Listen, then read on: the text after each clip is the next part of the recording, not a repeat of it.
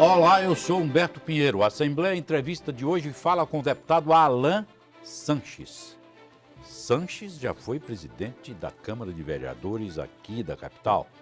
Tem uma presença eleitoral marcante aqui na capital. Mas nem por isso, a partir do desempenho do seu primeiro mandato aqui na Assembleia, deixou de estender os seus tentáculos para o interior do estado. Hoje a presença também marcante em diversas regiões do estado da Bahia. Político de postura extremamente dura, nem por isso deixa de ter um discurso conciliador, bem colocado e extremamente objetivo. Alan Sanches, se preferirem, é uma dessas gratas surpresas hoje absolutamente concreta do novo tabuleiro político da Bahia.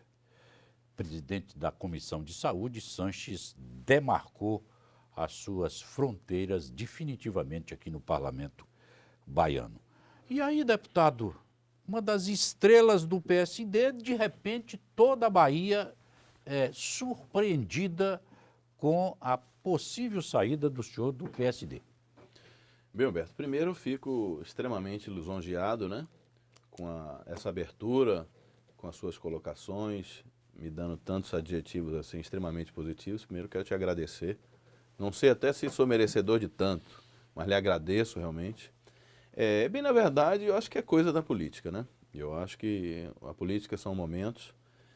Realmente eu acho que o governo do estado passa por algumas dificuldades de relação política. Não falo administrativa, acho que é muito pouco, muito cedo para a gente falar, fazer uma análise administrativa do governo do estado, mas eu falo com relação à parte política. Porque quando a gente fala política, essa casa, a Assembleia Legislativa, é uma casa extremamente dinâmica e política, por essência, né?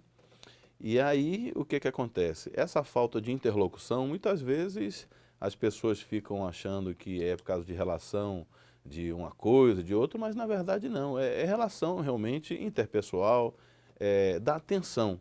Eu acho que o ser humano, o político, como qualquer outro ser humano, ele quer atenção. E o político mais ainda, porque o político, a sua essência é conversar, bater papo, discutir, organizar, encaminhar, requerer. Então, o político, ele carece muito disso, dessa relação muito interpessoal. E, às vezes, eu acho que tem faltado bastante no governo do estado. Perfeito. A sua relação política com o senador Otto? Perfeita. Não tenho absolutamente problema pessoal nenhum com Otto, um grande homem, um grande político, um homem de família, um homem de bem. Eu não tenho absolutamente nenhum problema pessoal com Otto. Temos, sim, algumas divergências políticas, né, no entendimento político. E isso que, às vezes, as pessoas confundem. A minha relação pessoal com ele, o meu entendimento com ele e a relação política. Ele consegue realmente, para mim, é um líder que tem me ensinado desde quando eu comecei minha relação política com ele. É um líder que tem caminhado nesse sentido, tem orientado e sabe separar as coisas do pessoal e as coisas dos encaminhamentos políticos. Eu acho que a gente passa uma divergência no momento do entendimento político. Perfeito. Como é que o senhor poderia traduzir o que o senhor chama de desentendimento político? Quando você acredita, você observa, você entende de uma forma diferente de outra pessoa. A pessoa acredita que o melhor caminho seria esse e a outra acredita que seria aquele. É uma questão de interpretação, que política é diferente de um texto. Você, quando lê um texto, ela só vai ter aquele, basicamente um texto muito objetivo, digamos assim, ele vai ter uma interpretação linear. Mas quando você fala de política, às vezes a pessoa está enxergando lá na frente, as outras só enxergam o momentâneo, as circunstâncias daquele pedaço, daquele trecho temporal, e outras pessoas conseguem enxergar muito mais. Eu acho que as divergências políticas são por causa disso, esses entendimentos, essas interpretações que são diferentes de pessoa para pessoa. Às vezes um momento até faz com que você interprete da mesma forma. E o momento político, nesse momento, não está deixando que, esse momento temporal, não está deixando que eu tenha o mesmo pensamento, tipo assim, as pessoas acham que devem tratar determinadas pessoas de uma forma, eu entendo que não devem. Então é questão de tratamento. Eu acho que o tratamento político não tem sido adequado, tanto comigo como diversas pessoas. Isso é uma opinião pessoal. Perfeito. Você me perguntou, eu acho que o entendimento político e o tratamento não foi adequado desde a eleição, e aí você começa a divergir. Suas opiniões começam a divergir. Porque a partir do momento que você não tem um tratamento adequado, você fica até com dificuldade para absorver conhecimentos, eu digo conhecimentos de determinadas matérias para que você possa fazer até a defesa. Porque o governo, a política, aqui no estado da Bahia como no Brasil, ela vai sempre estar dividida entre governo e oposição. Quando você é governo, você às vezes tem menos espaço para falar. E quando você tem um espaço para falar, você quer defender o que você acredita. A partir do momento que eu não tenho tido oportunidade para buscar esse conhecimento, até por acesso às informações, fica difícil. Então, isso parte do princípio que eu digo, eu estou tendo dificuldade, inclusive, para conduzir o meu mandato. Porque quando você vai na condução desse mandato sem essas informações, você acaba se anulando. Então, eu gosto de ir para um debate, ir para a defesa do que eu acredito, sempre com informações embasadas para que a gente possa ir para a disputa política. Deputado Alan Sanches, Duda Sanches segue o senhor, é evidente que nesse posicionamento. Ele tem um caminho dele, né? Ele tem um caminho dele pessoal, ajudei na primeira eleição, foi o vereador eleito mais jovem de todas as capitais do Brasil, mas começa, se você conversar, já tem a maturidade política dele, o que eu puder ajudar, ajudarei, mas ele tem as pernas próprias, tem um caminho próprio, depende também da decisão pessoal. Você sabe que nós criamos os filhos, mas para a vida, né? Hoje já é um homem, e o que eu puder ajudar, ajudarei, mas volto a dizer que ele tem o caminho próprio dele, as pernas próprias, para ele seguir o caminho que decidir. Perfeito. As mesmas pernas próprias que os seus pares aqui na Assembleia têm com relação à bancada do PSD, para tomar posições que de repente se aproximem das do senhor? Não acredito, não. Hoje eu sinto que há uma coesão no PSD. Eu acho que hoje o que está destoando do grupo sou eu. Mas eu acho que quando eu olho para a minha mão, eu vejo sempre assim, ó, todos são dedos. A mesma coisa, a gente olha, todos são deputados do PSD, mas são diferentes. Então eu tenho um pensamento extremamente diferente de meus colegas nesse momento, cada um tem seus interesses particulares, eu também não sou diferente, tenho os meus. E acho que o caminho que está seguindo é um caminho de cada um. Não conversei com os outros colegas, que somos 8 na bancada, sobre esse assunto. Há possibilidade também de migração de algum? Há, com a formação do novo partido. Se haverá essa janela política agora até o final do ano, antes das eleições municipais. Então, política é muito dinâmico, né? É igual a nuvem. Perfeito. Você olha, está daquele jeito, daqui a pouco você vai ver, a nuvem já vai estar de outra forma. Então, é a mesma coisa política, depende do momento. E esse momento, tenho tido problemas assim, partidários, né, de divergência de opinião, mas não tenho problema absolutamente nenhum com o senador Alencar. O futuro aponta que, na medida em que o senhor sai da base do governo, o destino e a sua viagem é com relação ao ninho e o espaço das oposições. Correto? Correto, mas isso tudo a gente está num questionamento. Eu digo sempre o seguinte, no casamento você também tem crise. Você tem crise com seus filhos, você tem crise com seus irmãos, você tem crises com amigos. Com o partido não é diferente. A gente tem procurado se entender, eu junto com o partido, mas temos passado realmente dificuldade no que diverge nas divergências de opinião. Eu acho que o caminho ainda não está traçado, eu acho que as coisas vão ser decididas aí até outubro, depende também do posicionamento do partido comigo, entendeu? Uma coisa que ainda está... A gente está amadurecendo essa decisão, estou observando também o posicionamento do partido comigo, mas ainda não há uma decisão. Hoje eu te digo que eu realmente tenho um pensamento divergente do governo do Estado, não estou acreditando nas propostas do governo do Estado. A frustração, deputado? Demais. Eu, depois da eleição, me senti realmente, a palavra seria essa, uma frustração, porque você tem uma expectativa, né? A gente às vezes cria uma expectativa, a gente acha que uma coisa vai ser melhor do que outra e acaba se frustrando, mas faz parte da vida, né? Eu acho que isso é uma coisa normal, natural, e você perde uma coisa, ganha outra, é a dinâmica realmente da vida. E hoje eu digo a você que estou extremamente confortável com a minha decisão, com a minha postura. Eu acho que eu começo a me libertar para poder falar o que eu acho, o que eu penso, colocar o meu posicionamento sobre a política no estado da Bahia. E eu hoje me sinto uma pessoa extremamente feliz politicamente, liberando assim meu mandato. O presidente Marcelo Nilo está aí à frente de um projeto da criação do PL, que é, na verdade, um partido, um novo partido, e um partido que tem as bênçãos a nível superior do ministro Kassab. Chance do senhor ir para o PL? Nenhuma. Acho difícil. O Marcelo é um grande companheiro, um grande amigo. Nesse momento de dificuldade política que passamos aí, o Marcelo foi um grande aliado, um interlocutor, tentando diminuir as arestas, as crises, mas no momento o PL continuaria da base, ele mesmo já falou isso, da base do governo, e eu tenho tido divergências grandes no entendimento com o governo. Então, para mim, ficaria realmente difícil.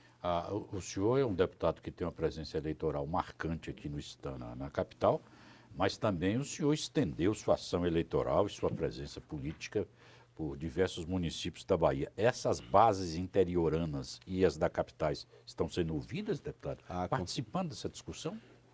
Algumas estão sendo colocadas por mim, outros já sabem, inclusive através de vocês, da imprensa, porque todos, né? Claro. A política, todos acompanham a política e sabem da forma que a gente vem sendo tratado, essa frustração que a gente tem com relação, mas as pessoas veem as atitudes, não é a atitude do deputado Alan Sanches, é a atitude que estão tomando com o deputado Alan Sanches que forçam que eu siga um caminho diferente do que eu queria. Então isso é uma coisa que eu digo que não escolhi isso, nunca pensei nesse momento de início de governo estar passando, digamos assim, por essa crise política que não faz bem a ninguém, mas faz parte, como eu disse a você, Humberto, faz parte da vida. Perfeito. A gente tem que aceitar as coisas e bola para frente. Perfeito. O governo anuncia o fechamento, anuncia não, o governo já fechou o Centro de Convenções para a Reforma.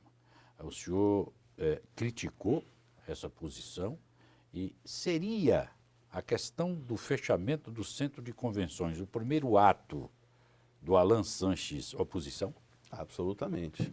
Eu tive aqui no Grande Expediente, utilizando na semana passada até, falando sobre o que eu não concordo, que a Bahia Pharma hoje vai produzir prótese. Eu acho que a gente, quando você começa a ter um desentendimento, isso, o lado positivo é que permite que você comece a fazer a sua avaliação, que às vezes, por você estar de um lado, quando você está, você tem que defender o seu amigo. Agora, a partir do momento que eu vejo algumas coisas que eu não tenho concordado, então eu acho que eu tenho que me posicionar. Por exemplo, a Bahia Pharma, eu acho que não é o momento de ficar produzindo prótese. E segundo, eu questionei se tinha algum parecer da Sociedade de Ortopedia, eu que fui presidente da Sociedade de Ortopedia aqui na Bahia, eu procurei saber se tinha algum questionamento, alguma solicitação de avaliação do tipo de prótese que será produzida aqui no estado da Bahia, pela Sociedade de Ortopedia Brasileira. E não teve. Eu acho que eu, como ortopedista, eu fui preceptor de residência do Hospital Santa Isabel, eu sei o que é prótese, eu sei como é que a gente escolhe o tipo de prótese, que prótese se adapta a determinado paciente, A, B ou C. Então isso não é uma coisa que você pode fazer em larga escala. Por exemplo, eu vou fazer agora fusquinha, então vou fazer 500 fusquinhas. Eu vou fazer agora um outro carro aí, um Mercedes, todo mundo vai usar Mercedes. Não funciona assim. Medicina é diferente. Apesar do nome ser prótese, as próteses, cada uma, tem uma adequação para um tipo de paciente. Então, a partir do momento que diz o seguinte, mas a Bahia Pharma não vai fazer nenhum investimento. Não precisa. A partir do momento que você, com certeza, porque não existe empresário bonzinho. O empresário faz, ele quer receber alguma coisa. Então, a partir do momento que você vai ter, que eu tenho certeza que o acordo tem que partir disso, você vai ter uma clientela já específica. Eu mesmo vou produzir tudo, vocês não vão gastar um centavo, mas depois vocês vão ter que comprar minha prótese. Porque a pessoa vai produzir esse tipo de prótese, um empresário, para depois vender para quem? Então, ela tem que ter, não vai fazer um investimento desse para dizer, não, se eu der a sorte eu vou entrar no mercado. Não funciona dessa forma, a gente sabe disso.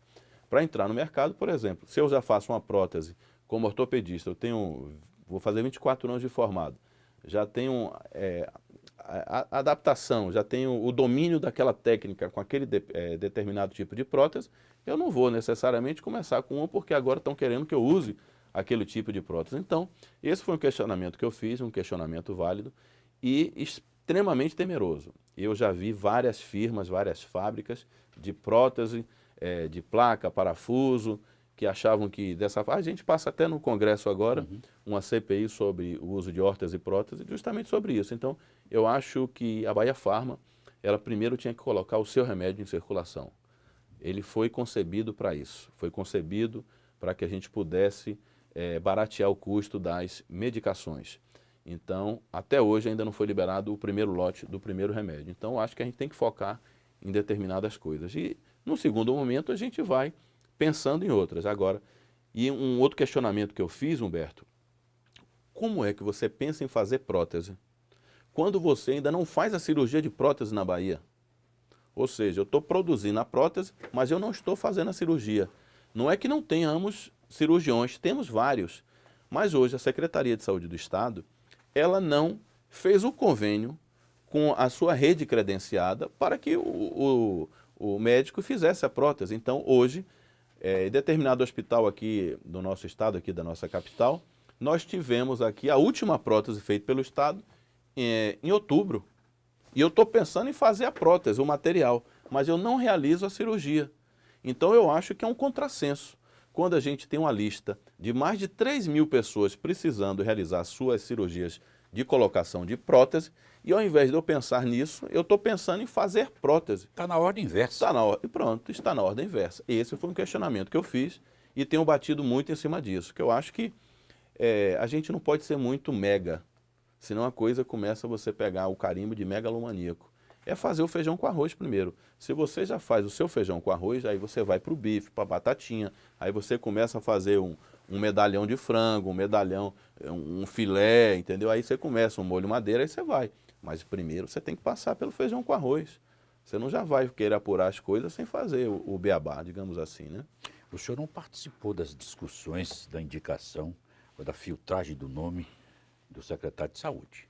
Não, isso é uma coisa, uma decisão... Estava distante disso aí. Não, é um excelente profissional, um cardiologista de mão cheia, o Fábio Vilas Boas, um grande companheiro, eu tive o prazer de conhecer no início do ano, já vi que tem qualidade, tem competência, mas isso não quer dizer que eu não vá poder divergir de suas opiniões. Perfeito. Deputado, você falou do Centro de Convenções pois também. do Centro de Convenções. Eu me formei em 91 em medicina e foi lá. Minha formatura foi lá no Centro de Convenções. Depois disso, hoje estou com 47 anos e várias vezes eu mesmo estive lá nessas formaturas. Eu imagino, eu sei o que é você se preparar para essa formatura. Faz seu carnezinho, vem pagando mês a mês sua contribuição para chegar no final do ano, você conseguir estar com sua família, com seus amigos, fazer a sua colação de grau, sua formatura. Você imagina aonde essas pessoas e como essas pessoas que foram pegas de surpresa estão agora pensando em quê? De que forma? Eu acho que já se sabia que precisava de uma reforma e precisa, mas eu acho que faltou planejamento. Eu acho que tinha que realmente fechar, mas não assim, a partir de segunda nós vamos fechar e o Centro de Convenções não vai funcionar, vai estar fechado para reforma, certo? Por que você não fez isso em janeiro, em fevereiro? Porque quem está no governo tem uma continuidade de governo, já sabia como estavam as coisas, não foi surpresa. Não foi um outro grupo que pegou, foi o mesmo grupo que deu continuidade. Então, por que não chegou em fevereiro, em março, em abril e disse, a partir de agosto, nós não vamos estar fechando nenhum compromisso com eventos culturais, com formaturas, com eventos sociais, com feiras, com nada disso. Eu acho que faltou o planejamento. Esqueceram de pensar nessas vidas, nessas pessoas, nessas famílias, nesses eventos. Eu acho que faltou isso, faltou planejamento. Então, a gente tem que repensar as pessoas que estão sendo colocadas nesses determinados lugares para poder saber se, naquele momento, era necessário aquele tipo de decisão. Eu acho que sim, mas faltou planejamento. Devia ter dito, diga assim, Humberto, como é que você deixa a formatura que vai agora. Não, a partir de agora não tem mais formatura. Sim.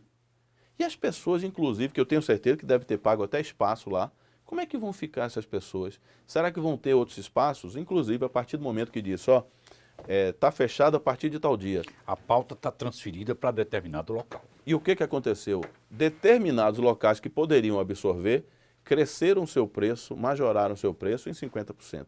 E a pessoa está com a corda no pescoço, não tem o que fazer, aí acontece isso. Então, esse foi meu posicionamento. Não que não precisa, mas pelo amor de Deus, vamos planejar. Isso não é. A gente não está trabalhando com amador. Não foi oportuno. A gente está com o governo do Estado, então não pode ser amador.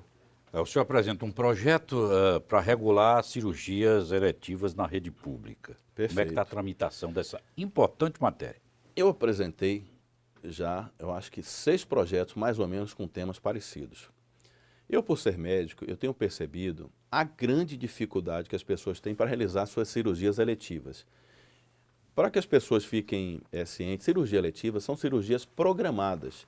Cirurgias que podem ser programadas para a data, vou operar daqui a 10 dias, daqui a um mês. Ou seja, são cirurgias eletivas, são cirurgias que você programa. Diferente de cirurgias quando você vai para o Hospital Geral do Estado, para o Hospital de Emergência, que você teve uma fratura ou teve algum problema de saúde grave, um apendicite, e tem que ser operado. Pronto. A regulação do nosso Estado, ela só regula cirurgias de urgência e exames de urgência.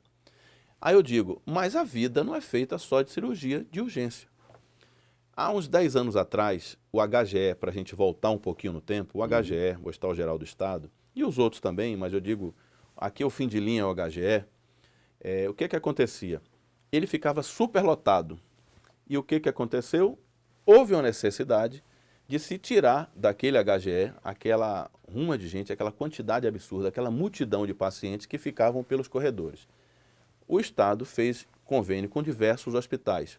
O Hospital Salvador, o hospital, criou um hospital Manuel Vitorino, o Hospital Agenor Paiva, a Clínica Cato. Então, fez um pool de hospitais para que pudesse tirar do HGE, do Hospital de Emergência, e encaminhasse para esse.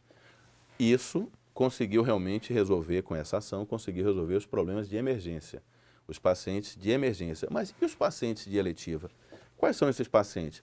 Uma artroscopia de joelho, uma prótese, como a gente falou, de joelho, uma prótese de quadril, uma artroscopia de ombro, cirurgias do tendão do ombro, cirurgias de tendão da mão, cirurgias da mão. Aí a gente pode sair da ortopedia, a gente vai falar em cirurgias de vesícula, a gente vai falar em cirurgia do útero, que é a histerectomia, a gente vai falar da plástica vaginal, que eu estou falando em termos mais assim para que as pessoas possam perceber. Por exemplo, você tem um joanete, precisa operar, você não tem. Ou seja, esses encaminhamentos não são feitos pela secretaria, como se esses doentes não existissem.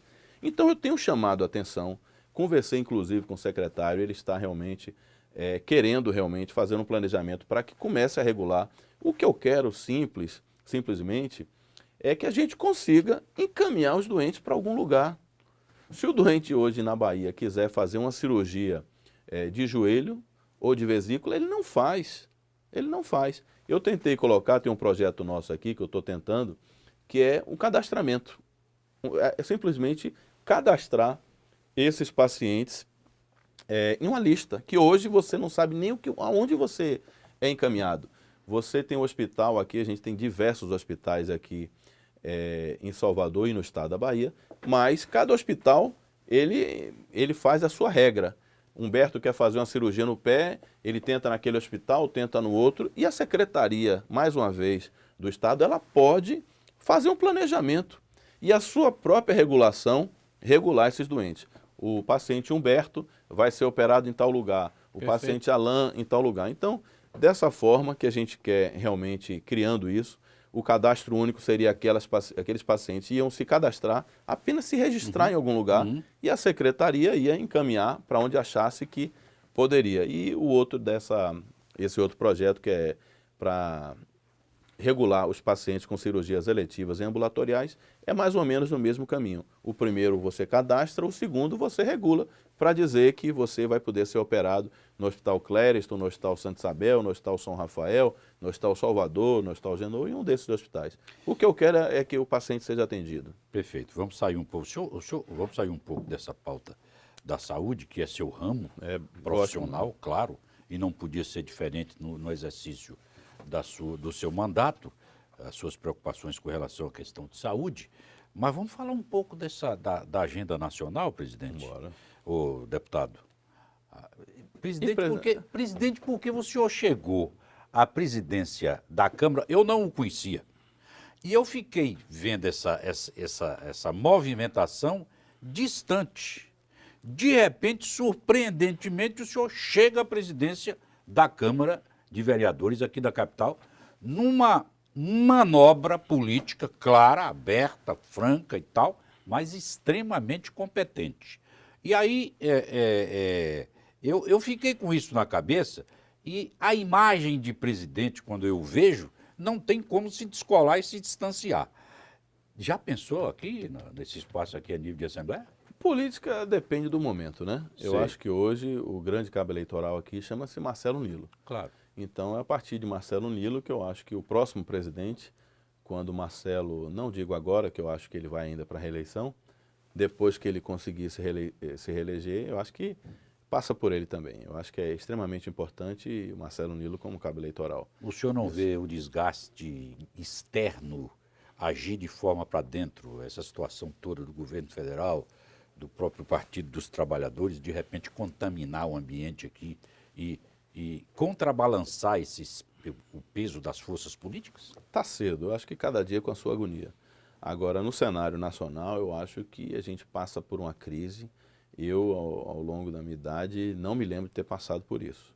Vi alguma coisa na era Collor, quando a gente teve também aquela época daquelas inflações de 80% ao mês, mas não vejo, não me lembro de ter tido uma crise assim, econômica e política tão grave.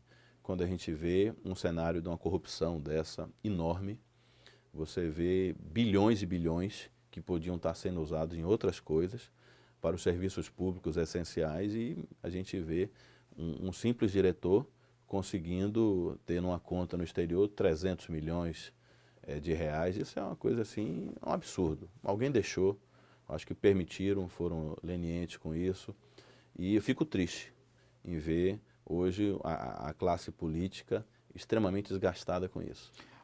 Se o senhor fosse um deputado federal e o processo caminhasse cumprindo todas as etapas e as provas fossem se robustecendo e o pedido de impeachment caísse no plenário do Congresso Nacional, como é que o senhor ficaria? Do jeito que você coloca, fica fácil. Você tem que ficar com a verdade. Mas a política não é só assim. Eu acho que você tem que ver o momento e decidir de acordo com o que a população quer. Eu acho que o que mais dá o temor a um político é ir contra a população.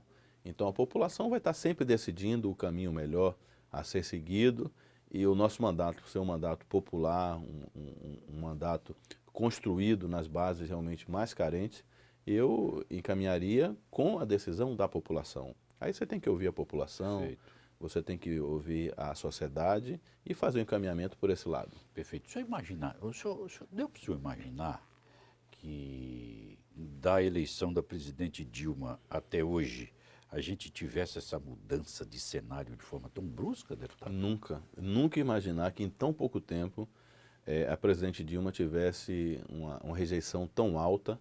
As pessoas, inclusive os moradores, a população do Nordeste, extremamente descrente com esse cenário que se avizinha aí.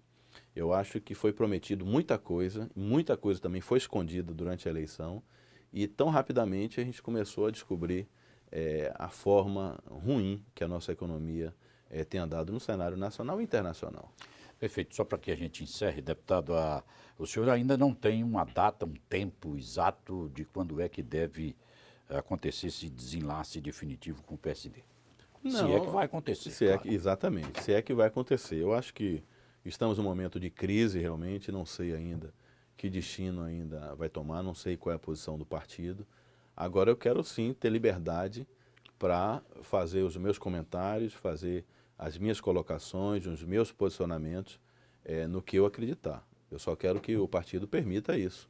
Ele permitindo que eu me coloque da forma com que as pessoas realmente querem que eu me coloque, as pessoas que votaram em mim, aí para mim não tem problema nenhum, porque eu não tenho concordado com diversas atitudes que o governo do Estado tem tomado.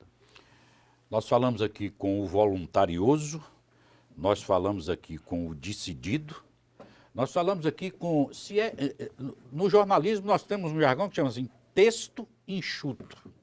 Nós falamos aqui com esse político jovem, político, da nova safra de políticos da Bahia, que tem uma postura extremamente enxuta e, de repente, ao seu modo, ele escreve a nova realidade do tabuleiro parlamentar desse Estado. Deputado, prazer enorme dividir essa bancada com o senhor. Eu vou convocá-lo mais vezes, hein?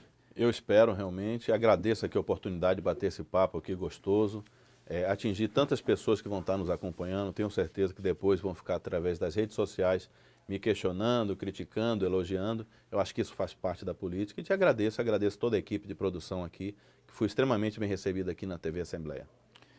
Nós ficamos por aqui, muito obrigado por sua atenção. Canal Assembleia, TV da Casa do Povo.